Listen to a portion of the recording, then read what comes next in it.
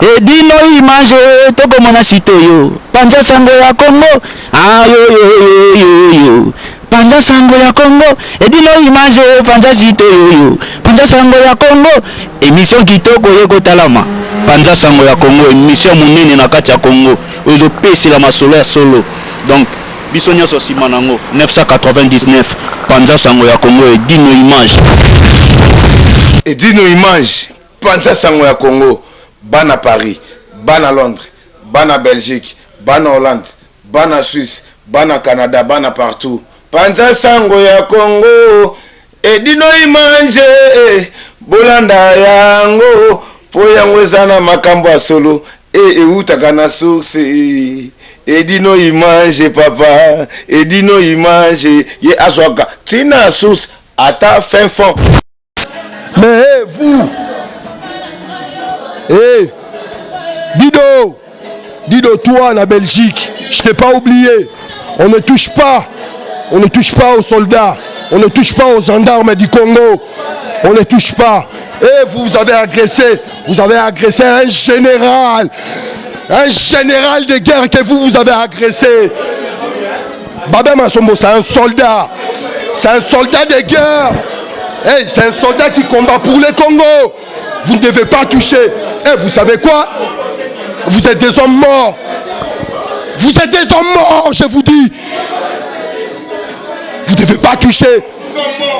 Vous ne devez pas toucher à Babé Massombo. Ça, c'est un général. C'est un général de guerre. Il combat pour le Congo. Il combat pour vous. Et vous avez dit que vous avez créé, vous avez fabriqué une association.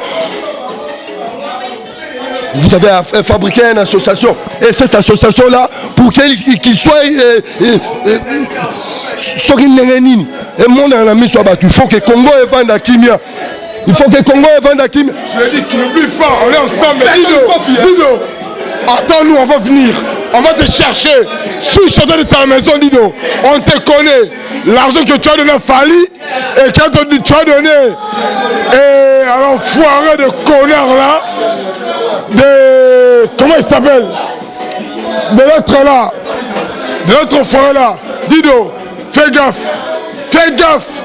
Mais on va venir. Sache bien que non, Massombo, c'est un soldat, restera un soldat. Tu vois, même que tu as corrompu l'enfoiré de combattant pour venir au combat, pour que tu donnes l'argent 1500 pour qu'il te défende. Sache que c'est la mort, c'est la mort. Bokechu, Omonio, vana à Bruxelles. Sans belle bakata soka, vana à Bruxelles. Mais yeba, yo, nadido, bo sini babin, bo Robert Tama. Quand t'attends la guerre sama belé pour le Congo, yo Bokechu, aux affeintés. Vous avez bandalité, vous avez soukate. Mais, quand si mon général Massombo Babé, yo, c'est quoi le combat? Et le combat, tu vas bien le savoir. Comme le père m'avait bien déterminé, la guerre sera longue et populaire. Je retiens ces mots-là. Sache que bien Massombo, tu as touché Massombo, Dido, tu as touché Paris, ici c'est Paname. Mais, Bruxelles, c'est comme ça. Tu vas nous voir.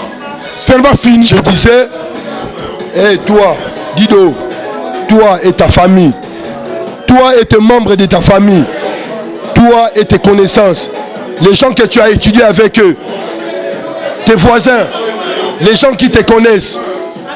Donc, sache-les que cette guerre sera longue et populaire.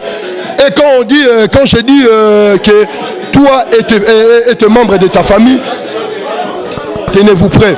Nous allons attaquer voire même des innocents. Nous allons attaquer voire même des innocents. On ne touche pas aux combattants.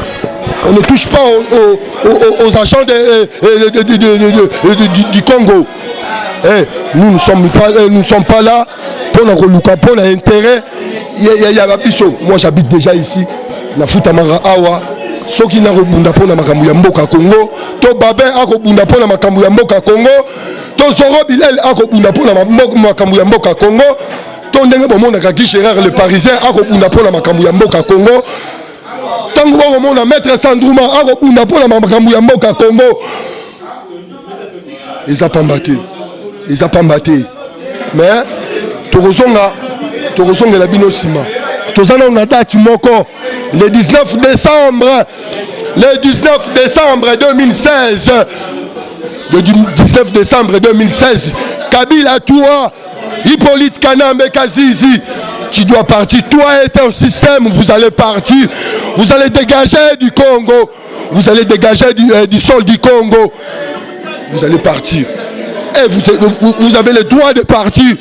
Kabila dégage. Kanamboua dégage. Monamboua dégage. Fils de pute.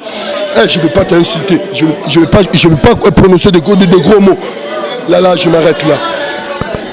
Ingeta, la lutte continue. La lutte continue. Et pour le Congo, le peuple vaincra. Le peuple vaincra à tel que pourra le peuple vaincra. Ingeta. Paris bazo s'ennuyer ba bisenga mokonzo ba mama bakota Paris bazo s'ennuyer mouvement za pena trop te olia pena ya bien za sous bakota Paris te kolia za moko na kata Ivry awa epa ya serre na biso ba bi na restaurant Ewaka ni José ba bi moi ça pembe tina mabolongo ni José le bela bango liloba moko fini mokonzo ba mama oza mi José la reine de Lyon ba bi moi ça pembe te dans restaurant oza ma casse kolia kitoko komela kitoko nga alie malangwa na lie na taba donc goût ba bi chez mama Ewaka quoi et Ewaka Ivry. Et puis la qualité. La qualité. C'est pas la quantité. Ça veut dire que ah bah le bina goût on a besoin kiridate. On a besoin kiridate zate. Tabelemba ya goût ya konika ba goût l'Afrique ko lia le boulot za matonge. Mais on a poto comprendre. Donc so la reine Michosa confirmé donc c'est ça. La les bien, la mélite bien. La là chez Ewaka chez Jeannette. Nganda sans polémique. Si vous avez envie de manger les plats africains, je vous invite à venir manger chez Maman Jeannette, Maman Ewaka, la femme la plus belle, la femme qui est gentille et propre. Elle est très accueillante, c'est une belle femme. Ça, je vous confirme. Ah, pensa soboye, boko sepela. Ah, tozanga elorote. Elo nyonso olumorolia ezali. Olingi pondu ponga za muluba la nga mingi pondu. Donc pondu ezala raté. Olingi makelele pe. Okolia yango. Donc nyonso ezali. Donc boye bele boko sepela. Ba fille a bien me bazali. Et j'ai beaucoup de respect parce que ce restaurant est un beau restaurant où le milieu est convivial. Donc j'invite tout le monde à venir ici chez Maman Ewaka. C'est un restaurant où on boit, on mange et la cuisine est bien faite et bien cuisinée. Donc on le suit par rapport à sa bouffe, voilà, l'accueil au fait, voilà. Vous savez, je connais, ça fait, je sais pas, ça fait 10 ans, je connais. Donc on est là pour... Oui, Ngaï Jeannette, comme on a Jeannette, c'est Wakeza Combo Restaurant. Donc Nazana Ivry, Binomo Bomoni, cadre propre, donc Bolembisi, donc Mbisi Kitoko, Bilonyo Tukito. Et Bella Tinamikua. Voilà, donc et puis c'est Kotarapena Tinamikua. Donc voilà, on a Katka na Olamba. Pas serre na biso Jeannette et Warababi kolia kitoko makaya. Oh my, angwande tinga lula langa malangwa mais na lia ba malangwa mais et puis c'est kota makamba bono na mona te tina kuta ba tata suka. Donc vraiment kolia kitoko komela kitoko donc boye pe so mona basa kitoko yawa ngomona ba vojo yawa donc serre Ewaka simbigwa. Global Express c'est le là qui était ce boye bozande cité donc boya ebele na kata global chitunga wo Global Express l'agence los angolano para enviar las cosas en barco en aviones en toda Angola. Global Express en Paris. Ici Congo y agence Global Express ina pour France pour Paris si métro Château Rouge. Agence yetu mufilisa zikwendela mu avion zikwendela mpe mu bateau mu masuwa zikarton do ina ku métro Château Rouge ku Paris. Global Express eza pona bino eza pona biso eza pona ba congolais nyonso tout o baza na France pe na ba o baza na étranger. Pona matanga pe ka on a Global Express. Global Express solution na solo nyonso. Ah bon? Oui. Donc ça la matanga jusqu'à la lycée oyo komona biso tokoyede mpona réaliser prestation funéraire sur le niveau ya Kinshasa.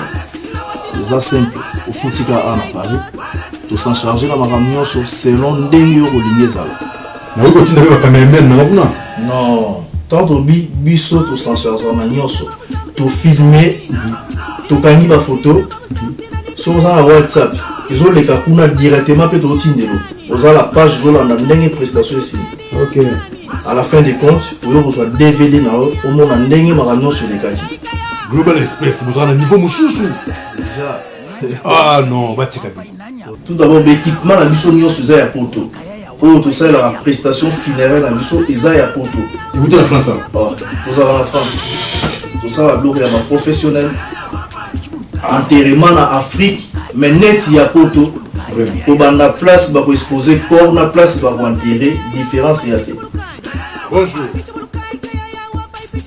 yango na yebisaki bango bakopakata si bapakataki déjà 2016 oyo biso tokoti on a Global Express vitesse de diffusée bango na château bleu na bango basi balala biso toza na kati ya château rouge mais biso na global tozotinda